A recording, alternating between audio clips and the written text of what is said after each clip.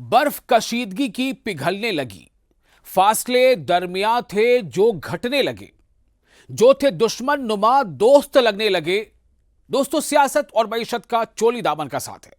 कभी टैरिफ की जंग में एक दूसरे पर बढ़ बढ़कर बयानों के गोले दागने वाले अब गले मिलने तो क्या ताज्जुब।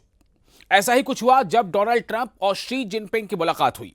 जहां इस मुलाकात पर दुनिया की नजर टिकी थी, वहीं खुद अमेरिकी सदर डोनाल्ड ट्रंप ने अपने चीनी हममसब शी जिनपिंग के साथ होने वाली मुलाकात को बहुत बड़ी कामयाबी करार दिया। ट्रंप ने कहा कि दोनों रहनुमाओं के दरमियान एक मुआहदा तय पाया है, जिसके तहत अमेरिका चीन पर आयद महसूलात को यानी टैरिफ को 57% से कम करके 37% करेगा।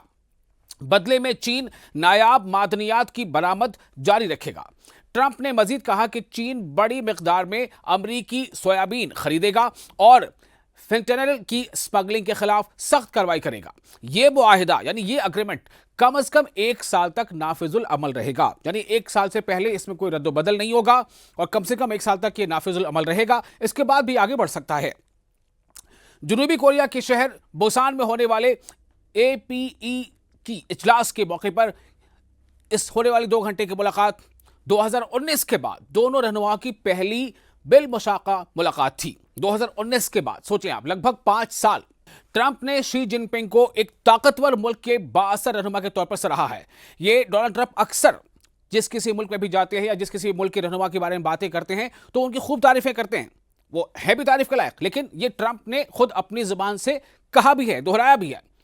क्या कहा ट्रंप ने? ट्रंप ने कहा है कि शी जिनपिंग को एक ताकतवर मुल्क के बाअसर रहनुमा के तौर पर सराहा और कहा कि मुलाकात के दौरान कई मामलात हतमी मरहले तक पहुंच गए हैं, यानी फाइनल स्टेज पर हैं कई मामलात।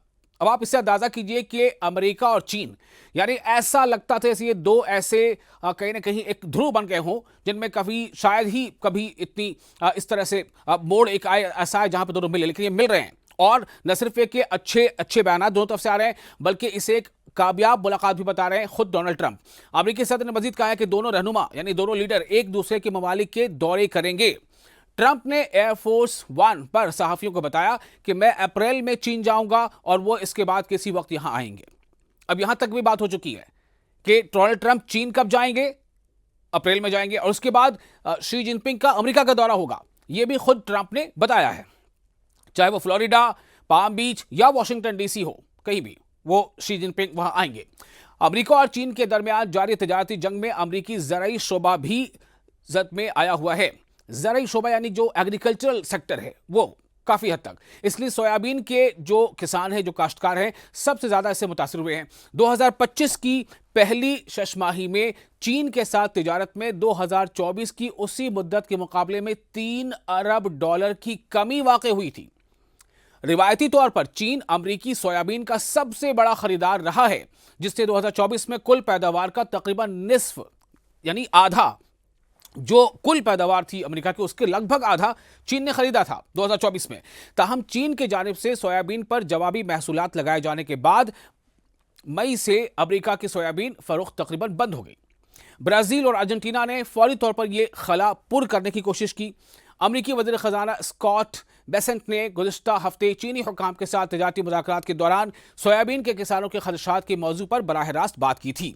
उन्होंने अमरीकी नशरियाती इदारे ABC न्यूज़ से गुफ्तगू करते हुए कहा कि जब चीन के साथ होने वाले मुआहदे का ऐलान अवाम के सामने आएगा तो हमारे सोयाबीन किसान बहुत खुश होंगे, न सिर्फ इस सीजन के लिए बल्कि आने वाले कई सालों तक के लिए भी।